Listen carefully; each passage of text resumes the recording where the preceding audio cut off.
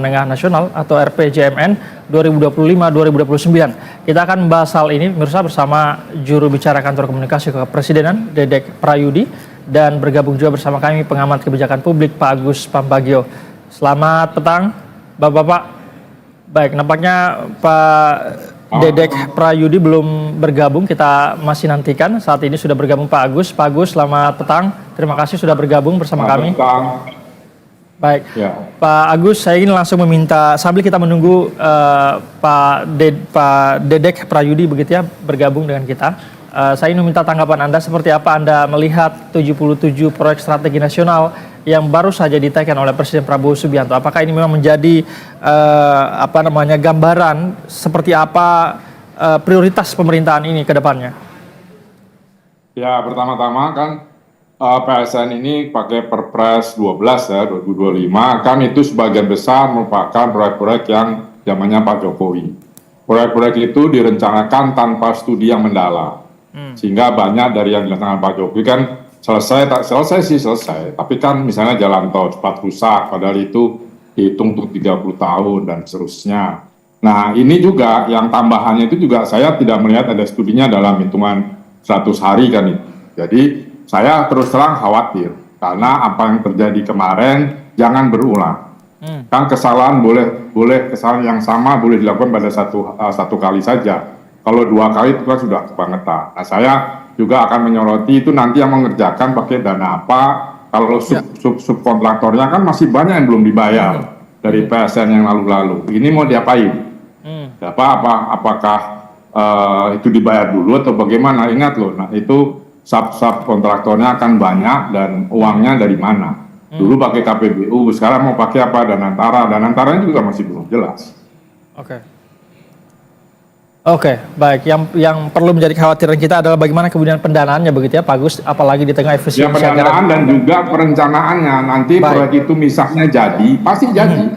Tetapi seperti apa operasionalnya? Banyak proyek infrastruktur yang Pak Jokowi, ONM-nya itu mahal sekali. Dan itu kita nggak tahu uangnya dari mana. Baik. Berkaitan dengan anggaran dan perencanaan, kita akan langsung saja kepada Pak Dedek Prayudi sudah bergabung bersama kami, Pak Mas Uki. Ya. Selamat petang. Ya, apakah suaranya terdengar? Baik, terima kasih sudah bergabung. Kita sudah mulai beberapa menit yang lalu, tapi kita langsung saja Mas Uki, saya ingin meminta tanggapan Anda atau pernyataan Anda berkaitan dengan 77 proyek strategis nasional yang baru saja ditekan oleh Presiden Prabowo Subianto. Tadi Pak Agus sudah sempat memberikan komentarnya begitu, bagaimana kemudian dari sisi anggarannya, kemudian perencanaannya seperti apa agar kemudian tidak menjadi proyek yang mangkrak. Seperti apa Anda bisa sampaikan berkaitan hal ini? Ya, jadi pertama-tama yang harus kita pahami bahwa kepastian bahwa ada 77 proyek strategis nasional atau yang akrab kita sebut PSN ini termaktub di sebuah dokumen yang ditandatangani oleh Presiden Prabowo dan dokumen tersebut adalah dokumen RPJMN 2024 sampai dengan 2029. Nah, umumnya secara tradisi, secara tata tertib, secara prosedural ya, yang namanya dokumen RPJMN itu selalu didahului dengan sebuah dokumen pendahulu yang disebut catatan teknokratik. Artinya memang sudah ada studi-studi tentang misalnya program ini kenapa dibutuhkan gitu. Jadi permasalahannya apa, target yang mau dicapai itu apa, maka untuk kita berakselerasi supaya dengan kondisi, dengan permasalahan yang ada sekarang untuk mencapai target tersebut, apa yang harus kita lakukan gitu. Dan apa yang kita lakukan inilah yang kemudian menjadi kebijakan, menjadi program dan lain-lain. Jadi tidak terlalu tepat juga kalau dikatakan bahwa tidak ada studi yang melatar belakangi. Jadi di situ ada background study dulu. Inilah dia tata tertib di dalam pembuatan dokumen yang bernama RPJMN ini, itu yang pertama. Nah, terkait dengan pembiayaan ini memang ada beragam ya, tergantung proyeknya itu seperti apa. Kalau kita berbicara MBG tentu pembiayaannya berbeda dengan kalau kita berbicara soal IKN misalnya seperti itu ya. Kalau kita berbicara MBG ini memang pembiayaannya melalui APBN bergotong royong kurang lebih seperti itu ya. Dan di sini juga infrastruktur penyediaan lahan besar kemungkinan ini akan dilanjutkan oleh pemerintah daerah, misalnya seperti itu. Karena kan kemarin karena efisiensi, maka penyediaan lahan terkait dengan SPPG itu dicoret Itu ya kurang lebih. Dan di sini diminta pemerintah daerah untuk menyediakan lahan-lahan untuk dapur MBG. Nah, kalau kita berbicara IKN, di sini terjadi PPP, Public Private Partnership, kurang lebih seperti itu ya. Jadi memang sudah menjadi amanah Undang-Undang IKN bahwa APBN itu hanya boleh membiayai IKN ya, pembangunan IKN maksud saya itu tidak lebih dari 20% dari total yang sudah direncanakan untuk pembangunan. Sehingga apa? Sehingga ke depannya ini pembiayaan IKN akan semakin turun terus dan kurang lebih sebulan atau sebulan setengah yang lalu ya Presiden Prabowo sudah memutuskan bahwa pembangunan IKN untuk 5 tahun mendatang itu anggarannya hanya 48 triliun rupiah. Jadi memang anggarannya akan turun terus. Jadi 48 triliun ini bukan untuk 1 tahun loh ya, tapi untuk 5 tahun. Dimana kalau kita berbicara soal 2024 di situ ada 30-an triliun. Berbicara soal 2023 di situ ada sekitar 20-an triliun. Jadi memang anggaran terus. Nah, turunnya anggaran IKN ini kemudian ditutup oleh investment dari entah itu investor lokal, entah itu investor dari luar negeri dan lain-lain. Tapi yang jelas investor itu tidak akan mau invest uangnya, invest tenaganya, invest orang-orangnya, sumber daya manusianya ke Indonesia apabila kemudian dilihat komitmen pemerintah Indonesia itu belum kuat. Nah, sekarang IKN sudah dapat dilihatlah bentuknya ya, pusat pemerintahnya sudah ada, sementara Masjid Nusantaranya juga sedang dikebut untuk sholat id nanti dan lain-lain. Jadi kita sudah membuat kajian ya, kita juga sudah membuat perencanaan terkait pembiayaan dan lain-lain itu dengan serius. Jadi nanti kalau di dalam pelaksanaannya memang masih ada kekurangan di sana sini, tentu saja kami sangat terbuka sekali dengan kritik. Demikian Mas. Baik, sudah ada studi, sudah ada catatan teknokratif begitu, Pak Agus. Enggak, saya mengikuti dari awal. Baik. Saya bicara dengan Bappenas, dengan PUPR. Ya ada studinya, tapi hanya sekedar studi. Buktinya apa? Setelah jadi kan nggak karu-karuan itu. Ya kan, jalanan sudah patah sekarang. Kita lihat aja lah. Ya banyak hal yang jadi utuh bentuknya jadi. Tetapi itu operation and maintenance cost-nya akan mahal. Kita ini hari apa nih? Tanggal 6 ya. Kita lihat saja nanti. Ya, dalam setahun dari yang sudah dibangun itu masih ada nggak atau berapa cost maintenance-nya. Nah, soal APBN di seluruh dunia itu tidak ada akan swasta masuk untuk membangun infrastruktur. Infrastruktur itu dasar, itu harus dibangun pakai uang negara sendiri APBN. Setelah itu baru mereka akan masuk. Kan terbukti. Zaman Pak Jokowi saya katakan nggak akan ada ribuan, ternyata kan nggak ada. Memang nggak ada lah. Ngapain ngerjain ke situ? Investor itu nggak ada yang dipaksa kayak aguan dan sebagainya itu ya itu bisa tapi kan juga mahal ininya cost-nya. Dan yang lebih juga hati-hati karena yang PSN yang zaman Pak Jokowi masih banyak subkontraktor yang belum dibayar, bahkan sudah ada yang bunuh diri, kasihan rumahnya disita. Itu bagaimana? Itu harus diurus loh, jangan lupa. Baik. Ya, sekarang kita mau pakai uang apa? MBG itu sudah akan terus makin besar. Nanti kita punya anak sehat, tetapi tidak punya sekolah, tidak punya jalan. Nah itu bagaimana? Sampai hari ini saya belum paham bagaimana membiayainya itu. Kan semua sekarang membuka hutang, ya kan? Ini untuk kembali lagi mencoba menggunakan sumber daya alam. Saya peringatkan hati-hati. Ya, banjir kemarin yang di atas itu, karena di atas puncak itu sudah ada kebun durian, sudah ada glamping, ada environmental pemandangan hotel dan sebagainya, ya sudah hilang. Kan waduk yang dibangun tidak berfungsi kemarin. Nah, hal semacam itu tolong sekali jangan diulangi dan tolong betul-betul dikerjakan studinya, tidak asal. Yang kemarin itu asal, saya bisa buktikan kok. Coba lihat yang sudah jadi. Bisa nggak tumbuh gitu dan lalu menghasilkan untuk ekonomi daerah. Jangan lupa juga berapa 3 juta rumah ya, tanahnya itu akan ngambil tanah-tanah BUMN loh. Menteri Perumahan sudah minta pada KAI, minta pada mana-mana tanahnya. Loh itu tanah negara loh. Bagaimana nanti menghitungnya? Itu masuk di 77% itu kan, perumahan 3 juta itu. Nah itu hati-hati. Sekali lagi saya hanya mengingatkan hati-hati. Karena beberapa tahun ke belakang saya sudah ingatkan dan itu kejadian. Jadi ya, saya kan cuma masyarakat biasa.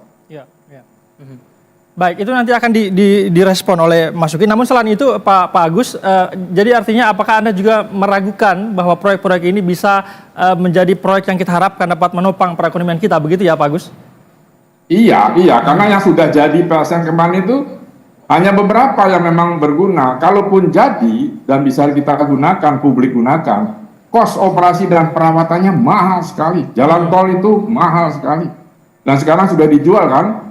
Swasta ada 35% yang memiliki, ada yang 5% gitu. Jadi itu yang nanti seperti apa. Jadi hati-hatilah membuat. 77 itu keren, semuanya oke. Tetapi Masela itu sudah 15 tahun. Saya pertama kali ke Masela itu 2014, 2015. Itu berebut itu, mau onshore, offshore. Sampai hari ini SKK Migas tidak bisa memutuskan. Padahal itu gasnya sudah tinggal nyedot dan besar, dan itu berdampingan dengan Shell Australia. Kalau disedot dari samping sana habis juga kita. Ya kan? Nah ini hal ini secara teknisnya bagaimana? Itu belum berebut. Nanti bisa perang agama kalau mau dipindah. Nah sekarang mau ditaruh di mana? Di Yamdena situ atau di mana? Offshore atau onshore? Katanya mau di offshore. Oke, tempatnya di mana? Di kepulauan Yamdena itu tidak ada pulau besar. Baik, Mas Uki, nampaknya Pak Agus sangat meragukan beberapa proyek strategis nasional. Seperti apa respon Anda, Mas Uki? Ya, seperti yang dikatakan oleh Pak Agus tadi ya, bahwa di tahap perencanaan ya, ketika beliau berbicara dengan Bappenas, memang artinya memang studi itu ada, memang catatan teknokratik itu ada. Pak Agus kemudian menemukan permasalahan atau menemukan kekurangan-kekurangan itu di tataran pelaksanaan, misalnya seperti itu ya tadi ya, di tataran tapi di studinya juga implementasinya, misalnya seperti itu ya.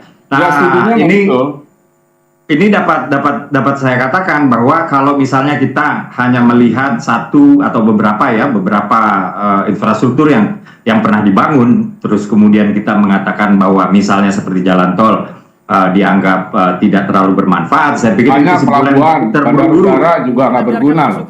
Ini saya pikir ini agak terburu-buru Pak. Artinya begini. 10 tahun loh saya memantau 10 tahun loh. Bandara ini berhasil yang di Pulau Jawa misalnya, ini berhasil untuk meningkatkan arus perpindahan barang logistik ya. Dan ini adalah salah satu paling mahal biayanya. Dan salah satu upaya kita untuk menekan laju inflasi misalnya seperti itu. Dan kita juga sudah bisa melihat di Papua ada BBM satu harga, dan ini juga kita berterima kasih kepada salah satu PSN yang lama, yaitu tol laut misalnya seperti itu. Dan belum lagi kita berbicara pembangunan irigasi, pembangunan bendungan-bendungan dan lain-lain yang bisa mengairi ribuan hektar sawah. Jadi memang misalnya kalau misalnya tadi disebutkan ada yang belum bisa dimanfaatkan secara maksimal, misalnya seperti saya mengerti contohnya mungkin adalah bandara di Majalengka misalnya, dan yang namanya pembangunan infrastruktur kan kadang-kadang memang membutuhkan juga waktu untuk kemudian dia bisa dimanfaatkan secara maksimal. Tapi begini, terkait dengan skema pembiayaan Pak, kita itu bukan menjual, tapi di sini ada hak pengelolaan yang berjangka waktu, dan inilah dia bagian dari konsekuensi yang namanya skema public private partnership. Jadi sudah lama itu, sejak 2010 sudah pakai PPP. Iya. Jadi bukan dijual Pak. Jadi saya nggak bilang dijual kok. Saya nggak bilang dijual. Bahwa financing dengan PPP itu sudah lama lalu ganti KPBU. Terus apa lagi? Nah sekarang Pak Agus, kita biarkan Mas Uki menyelesaikan responnya dulu. Habis itu kita tanggapi. Silakan Mas Uki. Siap, iya. Dan kali ini juga ada beberapa proyek yang dikelola oleh BUMN ya, yang kali ini tidak seperti yang sebelum-sebelumnya, ketika BUMN kita mengandalkan APBN untuk menggarap proyek-proyek yang di dalamnya ada proyek-proyek strategis nasional. Jadi dengan adanya kehadiran Danantara yang sekarang ini baru-baru saja diresmikan, ini Danantara diharapkan untuk menjagling dana-dana di antara BUMN ya, untuk kemudian diinvestasikan ke dalam proyek-proyek yang bersifat produktif tadi, proyek-proyek yang muaranya atau hilirnya itu kepada 3 hal, yaitu pertama pertumbuhan yang tinggi dan berkelanjutan, yaitu yang kedua menekan angka kemiskinan, dan juga yang ketiga yaitu pemerataan ekonomi. Kurang lebih demikian, Mas. Baik, dari sisi penganggarannya Pak Agus katanya ada Danantara. Anda juga termasuk meragukan ini tadi. Seperti apa respon Anda, Pak Agus? Iya, Danantara itu kan belum jelas siapa. Kan kita harus jelas siapa pengelolanya, apakah pengelola dikenal oleh pasar dengan baik, ya kan? Ini Danantara ini SWF sih program, tapi mengambil, kalau SWF INA itu kan dikasih uang 80T untuk modal, suruh cari tambahannya. Kalau ini barangnya, badannya diambil. Nah, nanti keuntungannya seperti apa? Mekanisme detailnya itu belum ada. Nah, sekarang kalau itu semua nanti jeblok, song gitu ya, itu kan yang hilang bukan dananya tapi si entity-nya itu ikut. Ini kata teman-teman ahli finansial, saya bukan ahli finansial. Jadi yang penting sekarang pengurusnya itu harus diakui dunia bahwa dia memang pemain di market. Kalau tidak, ini berbahaya. Dan orang mengincar banyak ini, wah Indonesia buka begini ya. Nah, ini yang harus hati-hati. Saya ingatkan saja, hati-hati gitu ya. Karena dengan dibuka Danantara, kurs sudah jeblok, indeks jeblok. Ya, lumayan hari ini agak nangkat sedikit. Terus bagaimana? US dollar sudah pasti diintervensi BI 16.300 turun, nanti kalau sampai 17 lalu 20 bagaimana? Nah, ini yang saya terus terang khawatir, karena kita ini yang di luar ini diskusi terus tiap hari tapi tanpa ujungnya, karena kita nggak tahu nih sebetulnya bagaimana sih mengaturnya gitu. Baik, sama ke Mas Uki, sebelum Anda merespon juga tadi pernyataan dari Pak Agus, ini kan juga masih berkaitan soal anggaran begitu ya, kita di tengah kebijakan efisiensi anggaran, bagaimana kemudian memastikan agar proyek-proyek strategis nasional ke depannya ini tidak malah justru membebani APBN kita, Mas Uki? Ya, satu hal yang harus dipahami ya, efisiensi anggaran itu bukan berarti anggaran dikurangi ya. Jadi anggarannya tetap sekitar 3.600 triliun. Tidak dikurangi sama sekali. Esensi dari efisiensi anggaran itu adalah merefokus anggaran kita dari yang tadinya ada pos-pos pengeluaran, pos-pos belanja yang bersifat konsumtif namun tidak produktif, ini kemudian digeser ke hal-hal yang sifatnya produktif. Baik itu produktif yang dampaknya kemudian dirasakan dalam jangka pendek, atau baik itu produktif yang berupa investasi jangka panjang, misalnya di investasi pada modal manusia atau human capital. Jadi tidak tepat ya kalau misalnya dikatakan bahwa besarnya atau angka adanya PSN ini kemudian disebut dia bisa mengurangi atau dia tidak sepakat lah gitu ya dengan prinsip efisiensi. Tidak begitu ya.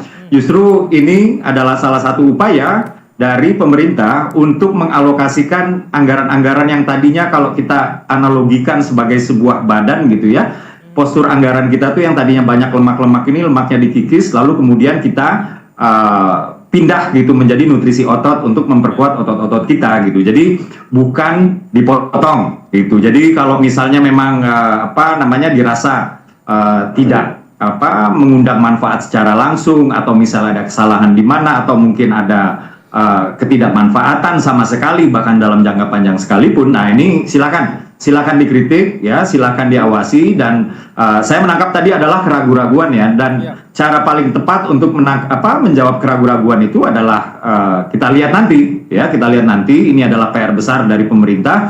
Dan satu hal yang pasti ya, di setiap ada perubahan ya, di setiap ada orientasi baru, maka kemudian pasti terjadi turbulence atau guncangan di tatanan yang lama. Dan guncangan ini akan terus terjadi sampai nanti terbentuk stabilitas yang baru di tatanan yang baru. Nah, inilah dia yang menjadi visi Bapak Prabowo Subianto, Bapak Presiden kita, untuk menciptakan tatanan baru yang lebih baik daripada tatanan yang sekarang. Demikian, Mas. Baik, saya mau ke Pak Agus. Pak Agus, lantas seperti apa kemudian saran Anda? Anda tadi meragukan pembiayaan dari Danantara, kemudian juga perencanaan, kajian dan segala macamnya. Seperti apa kemudian saran Anda terhadap pemerintah agar proyek strategis nasional ini tidak mangkrak ke depannya, Pak Agus? Ya, saran saya akan sama seperti ketika saya menyarankan Pak Jokowi. Jangan terburu, perlahan-lahan dilihat nampaknya seperti apa, karena semua bisa dicari di Google. Yang saya ingatkan itu kejadian Kita kan cuma ngelus dada saja sebagai rakyat. Nah, tolong jangan terulang lagi. Proyek besar-besar oke, tapi ingat bahwa tikus-tikus di sekitar yang menunggu uang APBN itu banyak sekali. Baik. Pak Prabowo kan berjanji bantas korupsi dan sebagainya. Sekarang ini masih sebatas mengatakan loh, ya kan? Yang sudah korupsi ada ditangkap, ada yang ini, tapi next what next, gitu. Nah, ini yang ditunggu oleh masyarakat. Bangun itu harus, tetapi tolong betul-betul ada dasar, salah satunya yang selalu dilupakan Pak Jokowi itu adalah studi antropologi sosial. Sehingga ketika terjadi, itu masyarakat tidak menikmati sama sekali. Ya kan? Pak, jadi hal-hal semacam ini saya hanya mengingatkan. Saya tidak bisa membuat putusan atau apa, saya hanya mengingatkan hati-hati. Karena kita sudah terlalu terburu-buru demi syahwat politik, gitu ya, demi pencitraan. Jangan, please jangan. Itu saja. Baik, tentu ada banyak catatan begitu ya, peringatannya adalah hati-hati. Jadi ada juga tadi menyebutkan bahwa ada tikus-tikus yang harus diantisipasi agar kemudian PSN ini tidak bernasib sama seperti PSN yang mangkrak sebelumnya. Waktu kita terbatas, hanya Bapak masih banyak hal yang ingin kita bahas, namun terbatas. Terima kasih telah bergabung bersama kami di berita utama, pengamat kebijakan publik Pak Agus Pambagio dan juru bicara kantor komunikasi kepresidenan Mas Dedek Prayudi. Selamat sore, selamat malam, salam sehat.